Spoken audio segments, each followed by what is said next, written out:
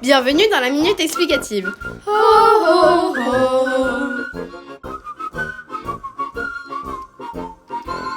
Aujourd'hui, intéressons-nous au portrait de Jean-Jacques Goldman.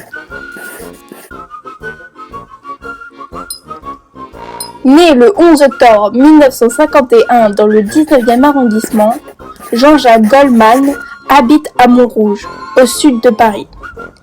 Élève au collège Auménil, il commence la musique dans l'église Saint-Pierre de Montrouge où il enregistre un 45 tours. En 1975, il intègre le groupe Tai Fung. Durant cette même année, le groupe sort un album dont le titre le plus connu est Sister Jane. Il doit à ce groupe sa rencontre avec Mike Jones.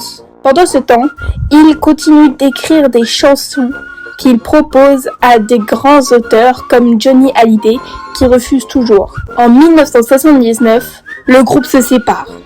Et en 1981, Jean-Jacques Goldman sort un album qu'il souhaitait appeler Démodé. Mais la maison de disques Epic avec qui il a signé un contrat pour 5 albums lui dit que c'est trop négatif.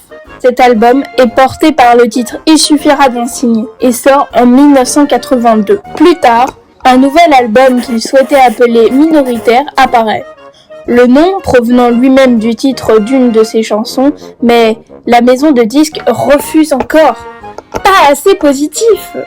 Cet album marque ses premiers succès avec les musiques Quand la musique est bonne, Au bout de mes rêves ou Comme toi. Il voulait être sûr que le titre de son 3e album serait accepté.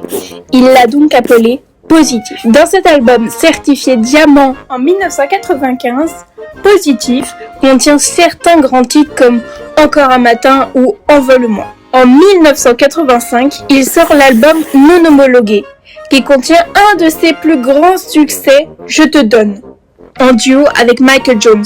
La tournée qui suit, cet album est très critiqué, notamment par Patrice Delbourg. Dans l'événement du jeudi, qui le traite de chantre nu et écrit « Jean-Jacques Goldman est vraiment nul. L'art de faire le plein avec du vide. » En réaction, le chanteur achète une pleine page dans Libération et François le 5 décembre 1985 sur lesquelles il écrit les critiques qu'il a reçues et toutes celles de Patrice Delbourg. En bas de page, il rédige « Merci d'être venu quand même !» En 1987, il sort un double album intitulé Entre gris clair et gris foncé. Par ailleurs, un titre d'une de ses chansons qui contient beaucoup de tubes comme Là-bas, interprété en duo avec Sirima, qui sera assassinée par son mari en 1989. Depuis, pendant les concerts, il laissera le public chanter la partie de Sirima. Cette chanson raconte le dilemme de l'exil. Il y a aussi Puisque tu pars, une chanson inspirée par le public, qui dit que aimer, c'est aussi laisser partir et souhaiter le meilleur. L'histoire de Sirima, c'est choquant, n'est-ce pas? D'ailleurs, voilà un autre fait choquant également. Quand Jean-Jacques Goldman fit sa musique, elle a fait un bébé toute seule. Le monde en a été choqué. Nous ne savons pas très bien pourquoi cette musique a-t-elle tant choqué les éditeurs, mais nous présumons que c'est par ses paroles assez vulgaires pour l'époque. S'ensuit un album en trio, Fredericks Goldman et Jones, dans lequel se trouvent des chansons très connues comme 1, 2, 3, qui célèbrent le blues, Né en 17 à Lidenstadt, C'est pas de l'amour, ou À nos actes manqués, qui rend hommage à toutes ces choses qu'on a manquées. Musicalement, cette chanson est ironique, car la musique est plutôt joyeuse, mais les paroles ne le sont pas. Je cite « À tous mes loupés, mes ratés, mes vrais soleils, tous les chemins qui me sont passés à côté, à nos faiblesses, à nos oublis, nos désespoirs. » Un autre album en trio, Rouge, titre d'une chanson avec les chœurs de l'Armée Rouge, ou juste après, chanson qui a été inspirée d'un reportage de Médecins sans frontières où une dame essaie de ranimer pendant plus d'une minute un bébé mort, et elle réussit à le sauver. Jean-Jacques Goldman se demande donc « Que peut-on faire ?» Juste après ça, la première fois qu'il l'a joué, il l'a montré le documentaire au public. Après, il revient en solo avec En passant, qui contient des chansons très touchantes, comme Quand tu danses, qui est une chanson sur la séparation amoureuse, ou Sache que je, une chanson en écho au journaliste qui lui demandait pourquoi il était si dur pour lui de dire je t'aime dans sa chanson. Il explique, je cite, « Il y a des ondes dans je t'aime, pas que de l'amour, pas que ça. Il y a une question dans Je t'aime qui demande « Et m'aimes-tu, toi ?» Mais le refrain est une véritable déclaration d'amour. La chanson Bonne idée rend hommage à tous ces petits bonheurs du quotidien. Il y remercie notamment son public. Je cite « Je marchais au hasard, le soir était tombé avec mon sac et ma guitare, j'étais un peu fatiguée, et puis j'ai vu de la lumière et je vous ai trouvé. » Et ses parents, de Russe ou de Moïse, la chanson qui a donné son nom à l'album En passant, qui parle très joliment de la mort. Je cite « C'était des ailes et des rêves en partage, c'était des hivers mais jamais les froids.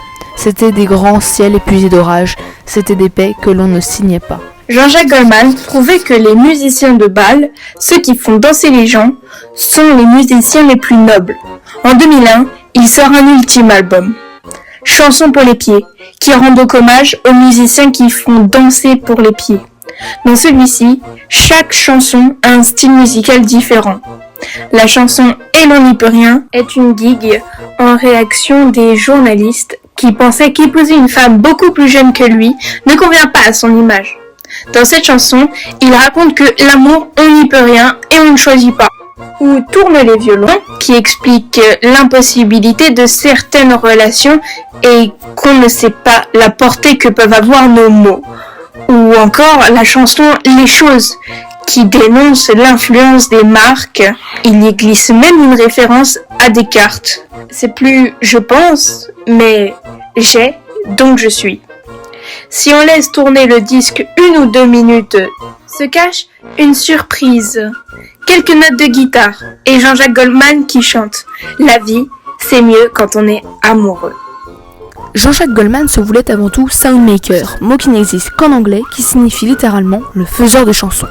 Il a écrit des chansons pour beaucoup de gens, comme par exemple Johnny Hallyday, 12 chansons, ou Céline Dion, à qui il a écrit 2, l'album francophone le plus vendu au monde, ou encore à Khaled, 4 chansons.